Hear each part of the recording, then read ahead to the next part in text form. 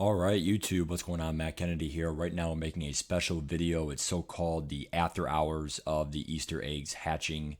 I appreciate you guys with your patience being in my stream this morning as we opened up those Easter eggs.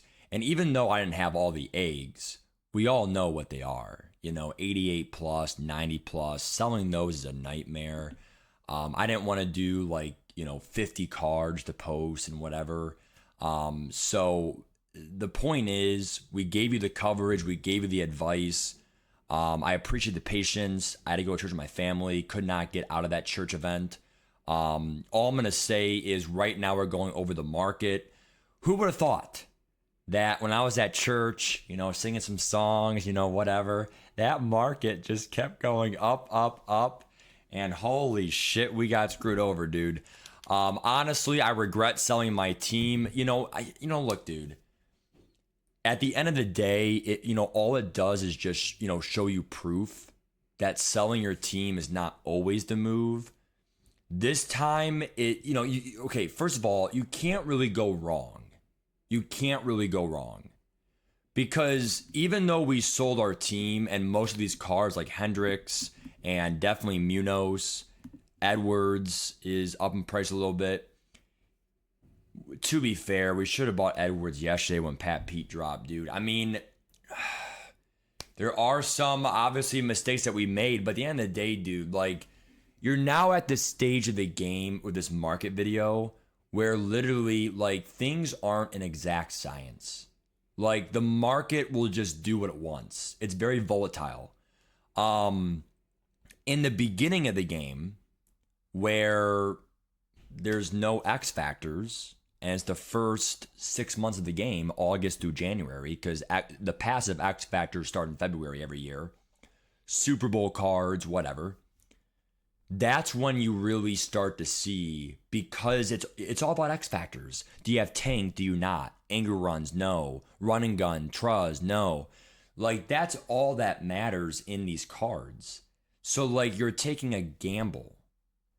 And honestly, I take a little bit of accountability, because if we would have known that CeeDee Lamb didn't have tank because he had low trucking, we probably could have known, oh, he's not getting tank. But to be fair, CeeDee Lamb could have had it baked on tank. So it's it's your risk. So my thoughts on the cards that dropped, I can't say it enough. These 99s are temporary, okay? Some of them are temporary, okay? Walter Jones is actually an end game player, because even though the AP goes up, I think he will still have the 0 AP secure right there.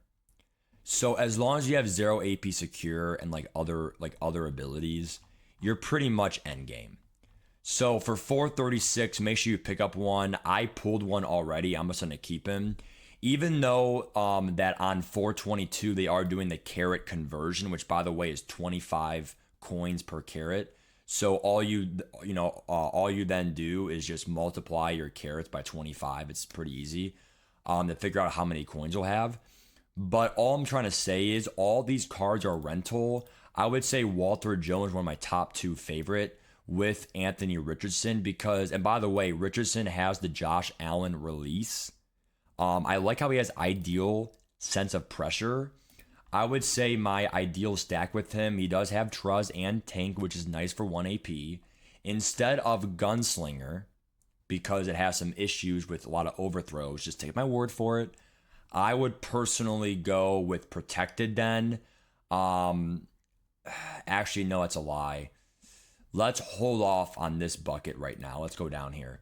My advice, you guys already know I'm a huge fan of Fearless.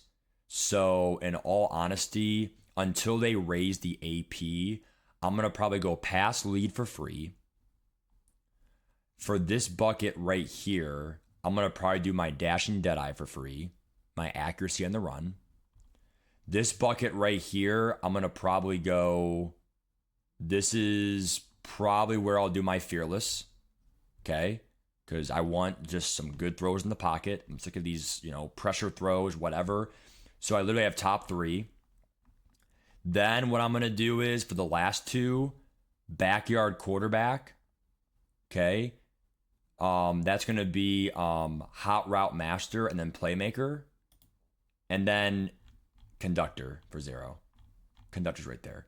So all of that is how much? I mean, that's my advice. So that would be, I have 1 AP Truz. I have 1 AP backyard court. That's 2 AP, 3 AP for fearless. That's it. The whole quarterback's 3 AP. Until they change this bucket right here, and then we'll adjust. So 3 AP for your quarterback means that other guys on your team can now have more AP. Your running back, whatever. That's my thought for AR. I would get him for rental, him and Jones. Baker, I would honestly quick sell. The problem with Buda Baker, he's not really bad, honestly, for mid-zone and reinforcement. I mean, like, really, he's not. I like how he has knockouts everywhere. I think my big problem with him is just I might start him for a little bit just because he's rental and just for the gameplay. And he'll be 99 speed easily because I believe Isaiah Simmons gives +1 speed to strong safeties. So he'll be 99 speed, whatever. I think your player traits aren't that bad either, but he has some 0 AP abilities. So if you want to know my advice, mid-zone reinforcement, I would probably go for the 0 AP bucket. You definitely have to go deep out. Okay. So deep out for 0, in my opinion. Then I would definitely go at least 1 enforcer. So for your enforcer, you might do it there. He is going to need a pick artist, though. So do pick artist in the first bucket.